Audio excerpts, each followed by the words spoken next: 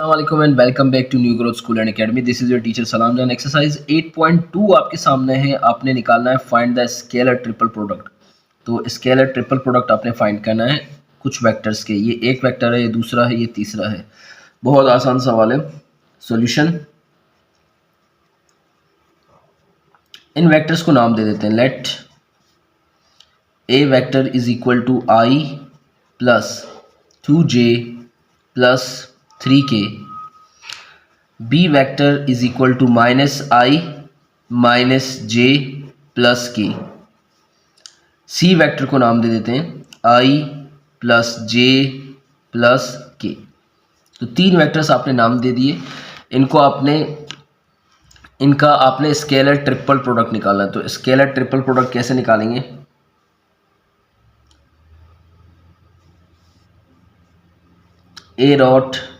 ए vector dot B cross सी का vector. तो इस तरह हम इसको रिप्रेजेंट करेंगे. इज इक्वल टू निकालेंगे कैसे, सॉल्व कैसे करेंगे? डिटरमिनेंट बनाएंगे आप. यहाँ पे जो इनके कोफिशिएंट्स हैं वो लिखेंगे. यहाँ पे ए का कोफिशिएंट है 1, जे का कोफिशिएंट है 2. ये जितने भी आई हैं इनके कोफिशिएंट लिख लो. -1 1 -1 1. यहाँ जितने जे के कोफिशिएंट हैं 2 -1 1 -1 1. यहाँ जितने के कोफिशिएंट हैं 3 1 1 3 1 1. अब इसको सॉल्व कर लेते हैं. आपका स्केलर ट्रिपल प्रोडक्ट निकल आएगा.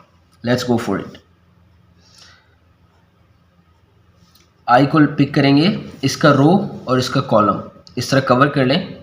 आपके पास ये जो चीज़ बनती हुई आ रही है इनको क्रॉस मल्टीप्लाई करें. -1 को 1 से मल्टीप्लाई करें. माइनस आएगा बीच में क्योंकि डिफरेंस निकाल रहे हो. 1 मल्टीप्लाई बाय 1, यहाँ पे आएगा आई वेक्टर. ठीक है.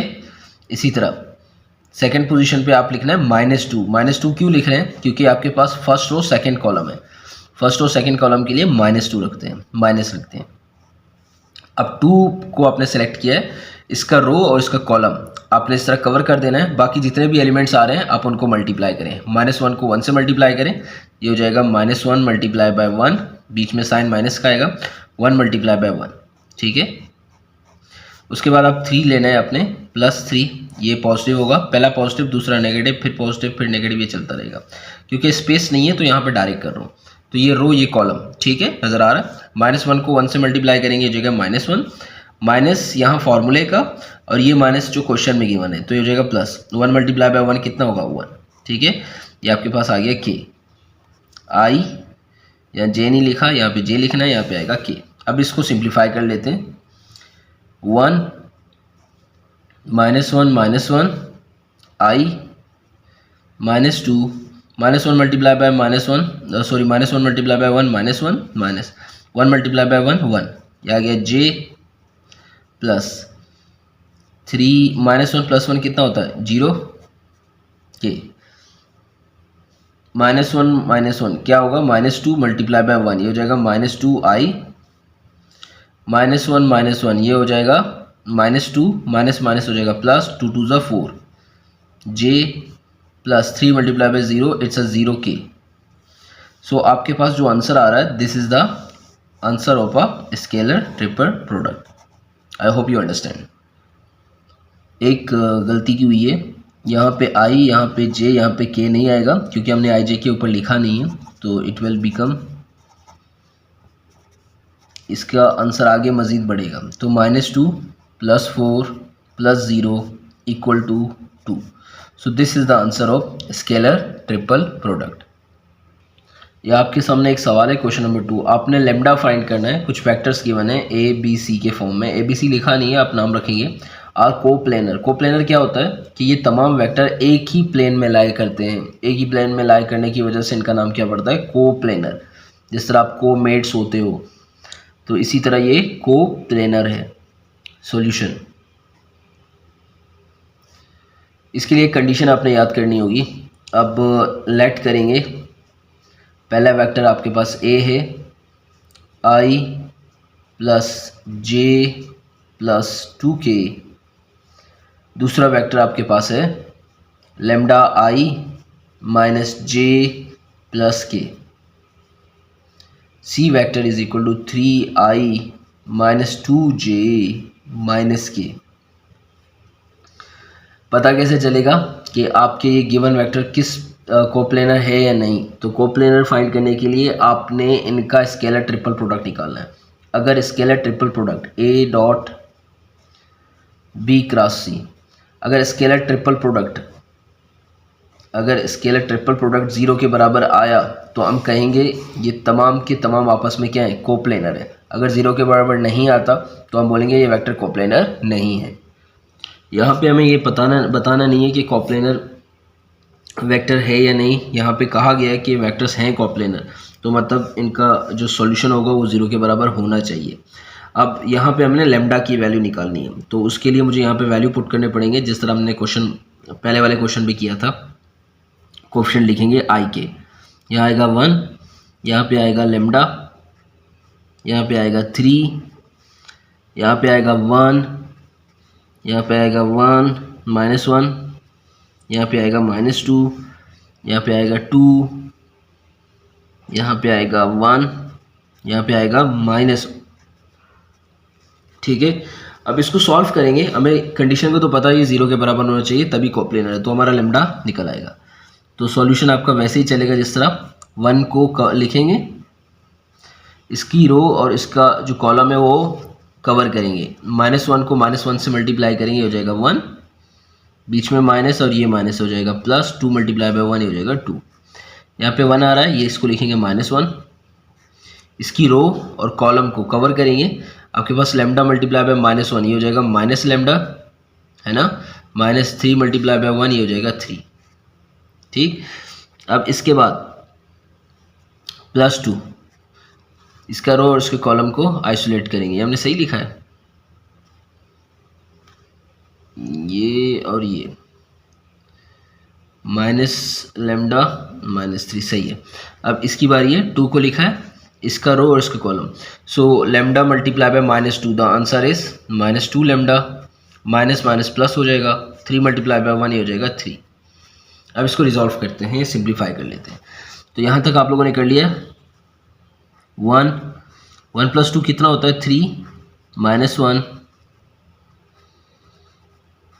माइनस लेमडा -3 +2 -2 लेमडा +3, ये हो जाएगा 3 माइनस अंदर मल्टीप्लाई होगा, माइनस माइनस ये हो जाएगा प्लस लेमडा +3, ये हो जाएगा -4 लेमडा +6, 3 3 6 6 12, तो लिख लेते हैं 12 माइनस 4 में से 3 गए, कितने बच्चे? 4 में से 1 गए, 3 आए, तो उससे 3 लेमडा। हमने कहा था ना ये रकम 0 के बराबर होनी चाहिए तभी कोप्लेनर होगा, तो इसकी जगह हम क्या लिख लेते हैं? 0, क्योंकि कोप्लेनर वेक्टर है।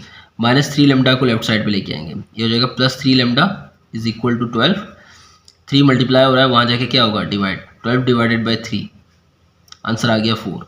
सो the value of lambda is 4। Lambda की वैल्यू आपके पास क्या आई है? 4 आई है। This is the solution of a given question. प्यारे बच्चों, 8.2 का क्वेश्चन नंबर 1 2 डन हो गया। तीसरा मैं कर रहा हूँ आप लोगों के लिए, चौथा आप लोगों ने खुद करना है। ए vector, B vector, C vector आपको गिवन है। आपने पहले डिस्ट्रीब्यूटिव लॉ का b + c मतलब 2 वेक्टर को प्लस करना है, फिर इसका क्रॉस प्रोडक्ट ले लें, ये बराबर होगा a और b के क्रॉस प्रोडक्ट से, a और c के क्रॉस प्रोडक्ट से, फिर इन दोनों को ऐड कर लें। बहुत आसान सवाल है, आप आराम से कर सकते हो इसे। तो मैं ये वाला कर रहा हूँ, शो दैट वेक्टर्स ये क्या है? आपस में कोप्लेनर है। So let me do this. तो इसको सॉल्व करने के लिए आप क्या करेंगे? आपको लिखना होगा सॉल्यूशन। सबसे पहले इन वेक्टर्स को नाम देंगे। आपके पास ए वेक्टर आपके पास है 4i - j + k। B vector आपके पास है 3i - 2j -k। C vector आपके पास है i + j + 2k। क्वेश्चन को रीचेक किया करें हमेशा। 4i - j + k 3i minus 2j minus के i j 2k। तो ये आपके पास आ गया क्वेश्चन। आपने चेक करना है कि कोप्लेनर है या नहीं। मैंने आपको कहा था ना, अगर a dot B cross C अगर ये 0 के बराबर आता है तो कोप्लेनर है, अगर नहीं आता तो ये कोप्लेनर नहीं है। बहुत सिंपल है। a डॉट बी क्रॉस सी मतलब स्केलर ट्रिपल प्रोडक्ट 0 के बराबर आए तो हम कहेंगे कोप्लेनर है, अगर नहीं आए तो हम बोलेंगे कोप्लेनर नहीं है। तो इसका आंसर इस डिटरमिनेंट के अंदर है। 4 3 1 -1 -2 1 1 -1 2। अब सॉल्व कर लेते हैं इसे। 4 ये रो ये कॉलम -2 मल्टीप्लाई बाय 2 ये हो जाएगा -4 minus minus plus 1 multiply by 1 हो जाएगा 1 +1 हो गया क्योंकि यहाँ पे ऑलरेडी माइनस मौजूद है। ये रो ये कॉलम 3 मल्टीप्लाई बाय 2 ये हो जाएगा 6 minus minus plus 1 multiply by 1 है ना। 3 2 ज़ा 6 1 मल्टीप्लाई बाय -1 और यहाँ का माइनस हो जाएगा प्लस। क्वेश्चन के अंदर माइनस है ना, डिफरेंस है। तो +1 आ गया। 3 1 ज़ा 3 प्लस 2 1 ज़ा 2। ये आपके पास क्वेश्चन बन चुका है। 4 में से 1 गया, कितना बचा -3। 6 में से 1 जोड़ो 7 मल्टीप्लाई बाय 1 हो जाएगा 7। 5 -12 ये हो जाएगा +12 -12 + 12 कितना होता है 0। तो देखो ये आपके पास आ गया 0। इसका मतलब क्या है, ये तीनों वेक्टर आपस में क्या है, कोप्लेनर है। All 3 vectors are coplanar to each other. फिलहाल के लिए अल्लाह हाफिज़। दुआ में याद रखिए, खुश रहें।